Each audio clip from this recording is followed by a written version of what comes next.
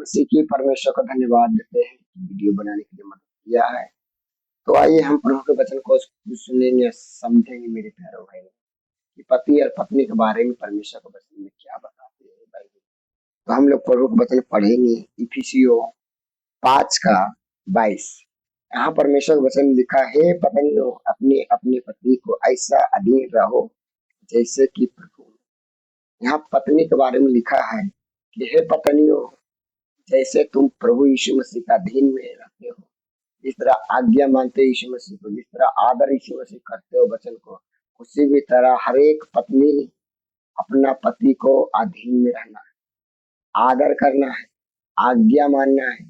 यही सच्चा मसीह है मेरे प्यारों भाई बहनों जिंदगी। और यहाँ पर लिखा हुआ है क्योंकि पति पत्नी का सिर है, जैसा मसीह का कलीसिया का सिर है। हालेलुया। पति का जो सिर है क्या है? प्रभु यीशु मसीह। और पत्नी का सिर है पत्नी। और लिखा हुआ है कि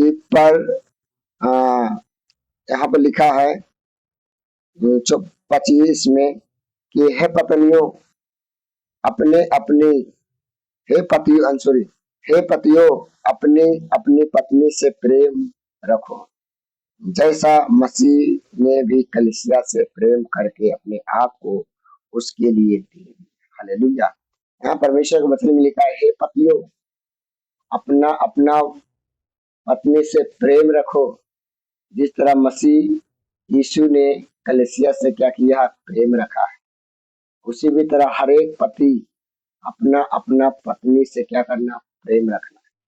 और यीशु मसीह जिस तरह अपना जीवन क्या किया है?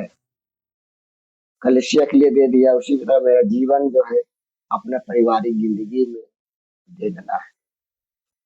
अपना पत्नी को, अपना बाल बच्चों को समय देना है, अपना घर को, जिम्मेदारी को संभालना है।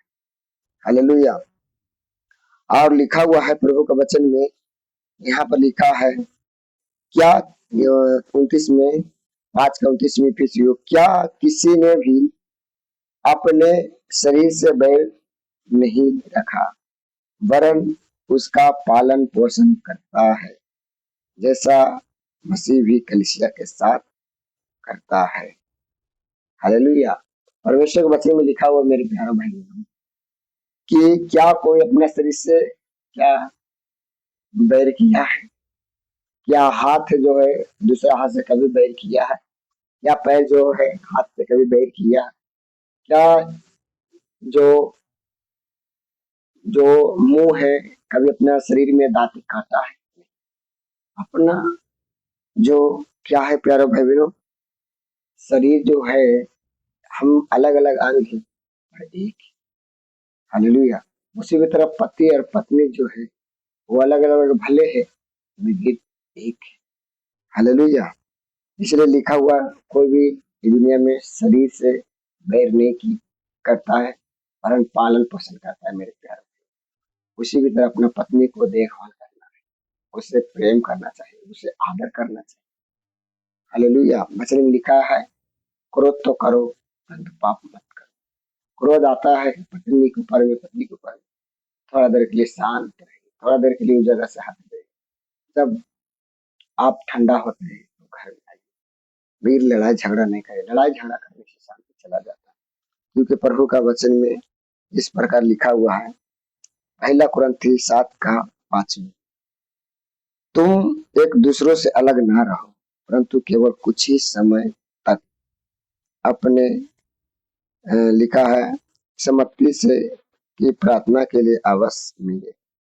हालेलुया। प्रभु के वचन में लिखा है तुम में से पति पत्नी से अलग नहीं रहने के लिए कोशिश करना। प्रभु के वचन में लिखा अगर अलग रह भी जाता है, अगर आपका पति विदेश चल गया और बाहर काम आने के लिए चल गया, तो वचन में लिखा हुआ है बिना शादी कैले रहना। और फिर कमा के जब आना बाहर से तो पत्नी से मिल मिला पड़ा। तो कई लोग इस संसार में हैं, एक गांव में पत्नी है और एक जो है जहाँ कमाने के लिए गया वहां पर पत्नी को भी रखा है। प्रभु के वचन में एक उसका बारे में पाप पाप है, ठीक है, तो प्रभु के वचन में लिखा, तुम एक दूसरे से अलग ना। हालेलुया। जहां भी जाइए पत्नी को लेकर रहने के लिए कोशिश करिए मेरे प्यारे भाई। और हम लोग पढ़ेंगे पहला पतरस उसका 3 का 7। यहाँ पर लिखा है, वैसा ही हे पतियों तुम भी बुद्धिमानी से पत्नियों के साथ जीवन निर्वाह करो। परमेश्वर के वचन में लिखा है, वैसा ही हे पतियों तुम भी बुद्धिमानी से पत्नी के साथ जीवन निर्वाह करो और स्त्री को निर्मल पात्र जानकर उसका आदर करो। हालेलुया। यह समझ कर कि हम दोनों जीवन के बारिश के लिए है। हालेलुया। जिससे तुम्हारी प्रार्थना रुक ना जाए। हालेलुया। प्रभु के वचन में लिखा है, हे पतियों तू भी बुद्धिमानी से अप, अपने पत्नी के साथ जीवन निर्वाह करना है और स्त्री को निर्मल पात्र जानकर उसको आदर करना। हालेलुया। तो मेरे प्यारो भाई बहनों, आज प्रभु का वचन में लिखा है, ये दुनिया का हर एक स्त्री निर्मल है, कमजोर है, इसलिए पत्नी को गुस्सा कर कर नहीं बोलना चाहिए, डांटना नहीं चाहिए, तो उसका दिल, उसका हौसला टूट जाता है। अगर मान लिया जाए आपको पत्नी ज्यादा नमक दे दिया है, उसको बोलिए अच्छा है, पत्नी को बड़ाई करिए। हालेलुया। ये है आदत। हालेलुया। तो प्रभु के वचन में लिखा है कि हम मसीह में दो नहीं है, हम एक है, पति पत्नी एक है।